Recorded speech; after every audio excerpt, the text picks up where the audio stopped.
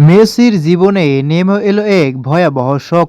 না ফেরার দেশে চলে গেলেন তার বাবা হোর্হে মেসি।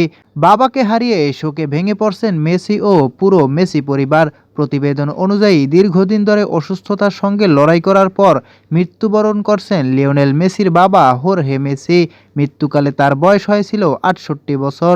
হোর্হে মেসি শুধু মেসির বাবা ছিলেন না, তিনি ছিলেন মেসির ফুটবল জীবনের অন্যতম গুরুত্বপূর্ণ মানুষ।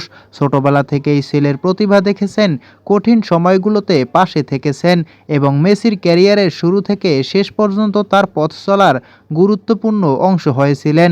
যে মানুষটি ছোট্ট মেসির স্বপ্নকে বড় হতে দেখেছিলেন, আজ সেই বাবাকেই হারানোর খবর নিঃসন্দেহে মেসির পরিবারের জন্য অত্যন্ত বেদনাদায়ক এক মুহূর্ত। মেসির জীবনে যত বড়ই সাফল্য আসুক, পরিবারের প্রতি তার ভালোবাসা সবসময়ই ছিল গভীর।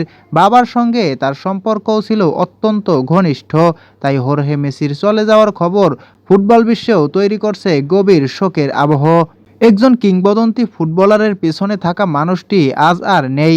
এই শূন্যতা মেসির জীবনে কতটা গভীর তা হয়তো ভাষায় প্রকাশ করা সম্ভব নয়। এই কঠিন সময়ে মেসি ও তার পুরো পরিবারের প্রতি রইল সমবেদনা। এমন আরও ফুটবল আপডেট পেতে অবশ্যই চ্যানেলটি সাবস্ক্রাইব করে সঙ্গেই থাকুন।